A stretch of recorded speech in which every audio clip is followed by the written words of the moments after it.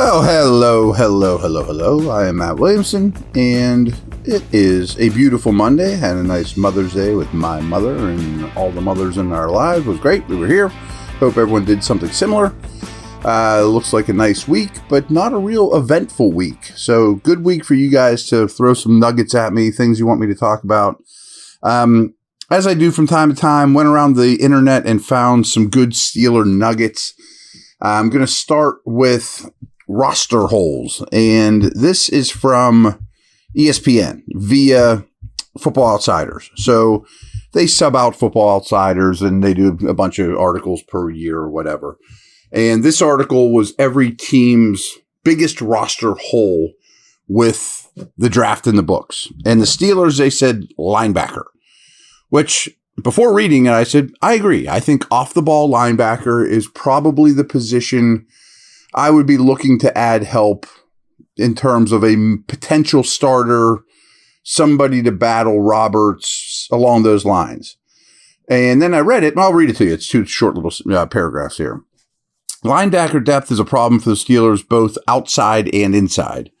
I thought Football Outsiders would be past calling Steelers edge guys outside linebackers, whatever. It's a pet peeve of mine.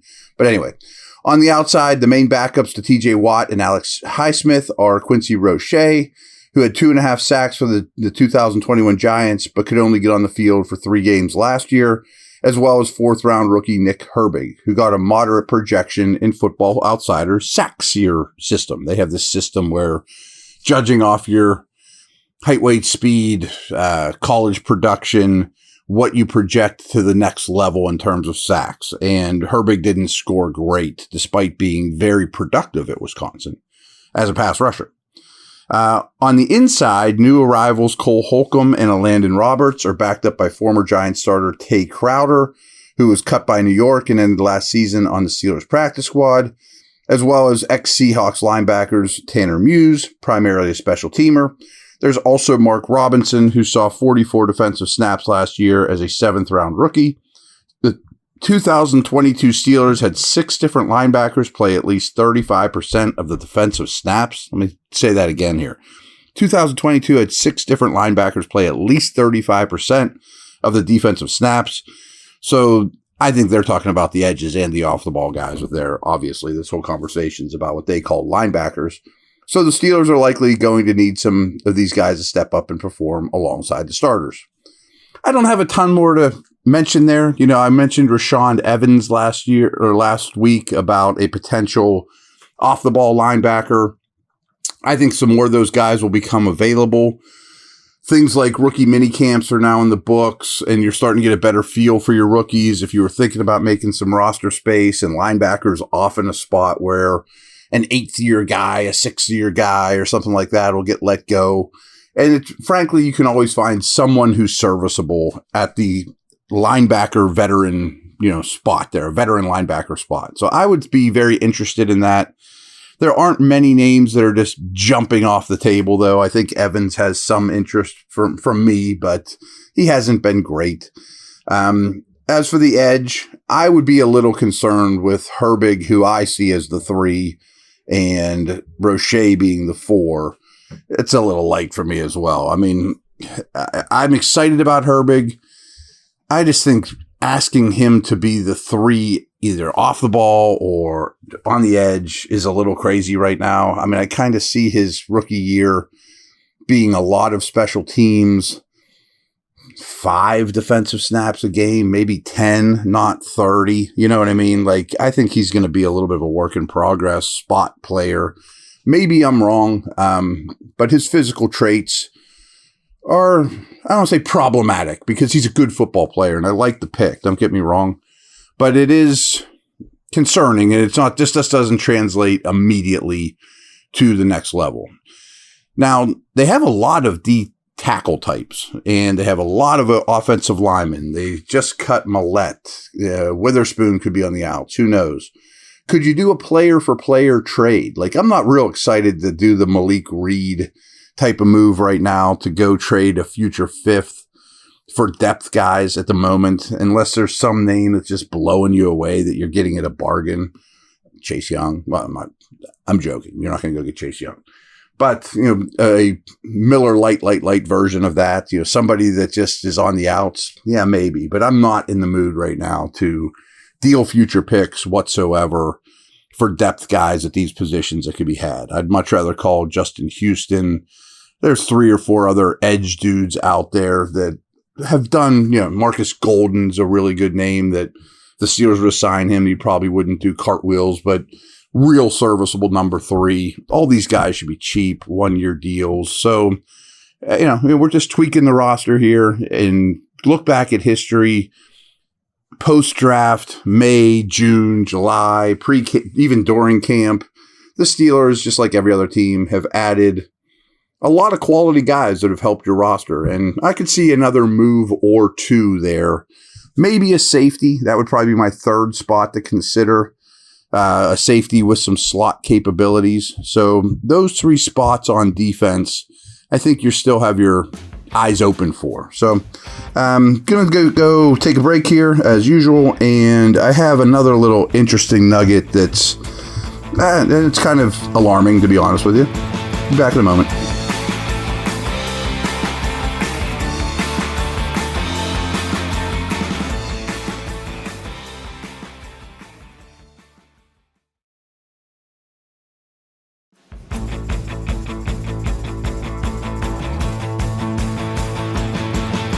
All right.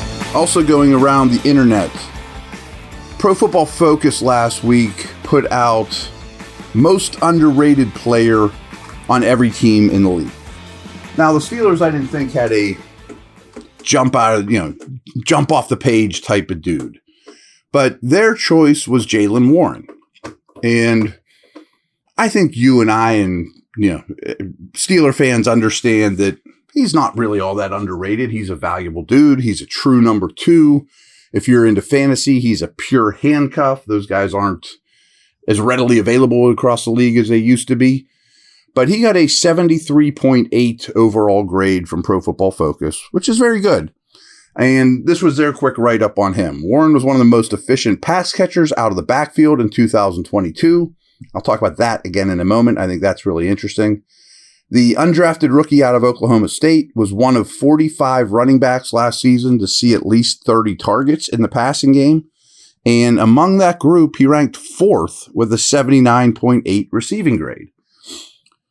Additionally, he ranked 2nd by converting 43.8% of his catchable targets into either a first down or a touchdown. So it was kind of a coincidence because I found these 2 nuggets totally separately, just going around, on the internet, but they back each other up tremendously. I've always looked at Warren as, good receiver, runs good routes, very sure-handed, good after the catch, is where he's supposed to be, presents a nice target for Pickett, quick to flip his shoulders and get upfield, will break tackles, a little more bursty in the open field, you're hitting him in stride. Even at camp, you'd see him run some wheel routes and things like that down the field, down the sidelines. But I never, and I still don't, consider him one of the best receiving backs in the league, But, these numbers for Pro Football Focus are very gaudy.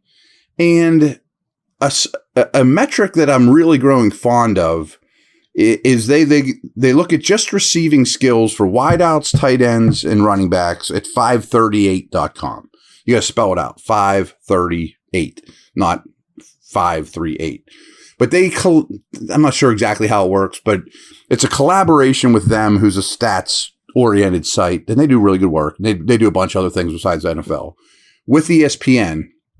And I've cited it before, they have 3 metrics. One is getting open, how good you are after the catch, and how well you catch the football. And I've told you this before. If you go to 538 and you look at their rankings, if you just look at receivers, George Pickens is the best at the catch point in the entire league. The one to blow you away is Deontay Johnson. If you haven't heard this before, you're newer to the podcast, I haven't cited this in a while, is number 1 in the whole league at getting open this past year. Getting open. And last year, I think he was 2nd or 3rd. Not a fluke. But anyways, back to Warren. So if you sort it just by running backs, receiving skills only. Warren's the second best receiver amongst all running backs in the league last year, only behind Christian McCaffrey. Now, do I think he's a better pass catcher than Austin Eckler and some other studs that catch a ton of balls? No, I don't. But these are two metric-based sites saying, hey, Williamson, I know that you know that Jaylen Warren's a really good receiver, but do you know that he's that good? Like one of the best in the league? And I'm just kind of opening my eyes to, okay, maybe I've even sold this guy short. He was an undrafted free agent. I like him, blah, blah, blah, blah, blah. I remember being in Latrobe, going a weekend, going, this guy has a team made. He's easily the number 2. He's so much better than Benny Snell. So I'm a Jaylen Warren fan. However, I never looked at him quite in this light in terms of his pass catching skills. So if you break it down into 3 categories, yards after catch, only Breece Hall, who was first back drafted, I adore him. I think he's a great player. And he's going to be on a lot of my fantasy teams this year. Jets. Going into his second year. He was hurt a lot last year, though. Warren is only behind Breece Hall in yards after the catch abilities. It's pretty good. In terms of catching the football, balls, I don't know exactly how they create it, but I'm sure drops are a big part of it. Catching balls you should, catching balls you shouldn't. 4th in the league in terms of just receiving skills. Like I said, Pickens was number 1 in that amongst receivers, wideouts. So Warren's number 4 in terms of just securing the football, bringing it in. Getting open, 6th. I mean, I don't think of him as a super sharp route runner that can detach to the slot like McCaffrey and run Wes Welker routes or Amon-Ra St. Brown routes out of the slot. Maybe he's better than that than I thought. So all this was really eye-opening because they both said the same thing independent of one another. Now, I'm not giving Najee Harris a tough time, but he was 26th amongst all running backs as a pass catcher, which is fine. I mean, that's not bad. It's not good. There's 50, 75, whatever ranked. He's okay. And I will say it made me crazy, and I've brought this up since I've been doing this podcast and well before, that he needs to be used more as a pass catcher. But he has a big enough workload, I guess, as it is. And if Warren's this good of a receiver that I'm, overlooking slightly, maybe he needs to be used more as a receiver. So just a little nugget there. I thought that was fun. I'll be back tomorrow. Over and out.